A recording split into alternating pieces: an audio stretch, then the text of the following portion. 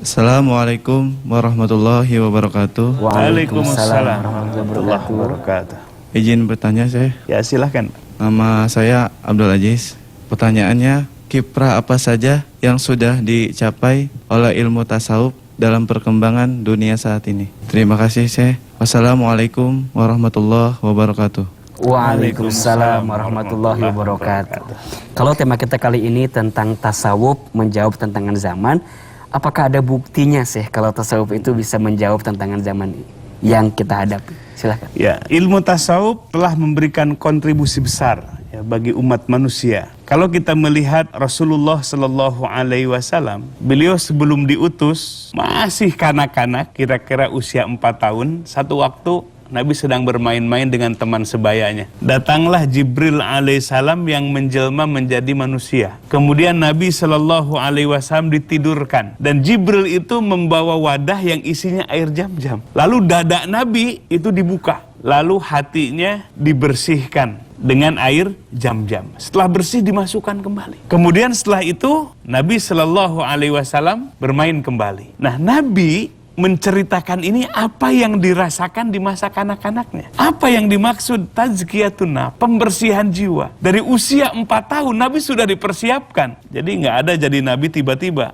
Jadi Allah telah men-settingnya dalam kehidupannya. Sehingga di usia kanak-kanak sudah dibersihkan jiwanya. Dan itu tidak satu kali. Dan yang terakhir ketika Nabi Shallallahu Alaihi Wasallam setelah diutus dan ketika akan mi'raj, maka Nabi pun sama. Dibersihkan dadanya, dikeluarkan hatinya, kemudian dibersihkan dengan air jam-jam, dimasukkan kembali. Ini menunjukkan tazkiyatun nafs. Kalau Nabi Shallallahu Alaihi Wasallam langsung oleh Jibril alaihissalam. Kalau kita sama siapa? Kita sebagai umat oleh para ulama, oleh para mursyid yang melanjutkan Nabi Shallallahu Alaihi Wasallam.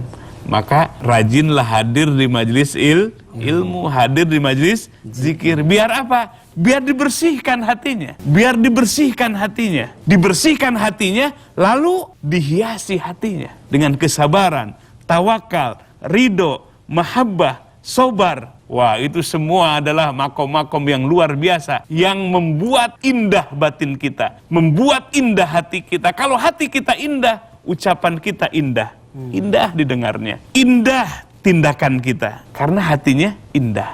Nah, kita sebagai umat ini membutuhkan bimbingan ulama, bimbingan mursyid, supaya tadi tazkiyatun nafs. Kita semakin mengenal apa saja kelemahan diri kita, apa saja kekurangan diri kita, apa saja penyakit-penyakit yang masih ada dalam diri kita. Kita bisa mengevaluasi. Kemudian hati kita setelah dibersihkan, didandani, tahliyah dengan sifat-sifat yang terpuji tadi. Nah, inilah menggambarkan kontribusi tasawuf, bagaimana membersihkan jiwa sekaligus menghiasi jiwa kita menjadi jiwa yang indah, jiwa yang penuh dengan rahmat, hati yang dipenuhi oleh rahmat Allah Subhanahu wa taala. Bahkan sampai Nabi pun kepada orang kafir sekalipun beliau menunjukkan rahmat Allah Subhanahu wa taala, bahwa Nabi diutus untuk menyebarkan rahmat Allah. Nah, rahmat Allah itu ada dalam hati Rasulullah Sallallahu Alaihi Wasallam, karena semenjak kecil beliau dibersihkan oleh malaikat Jibril alaihi.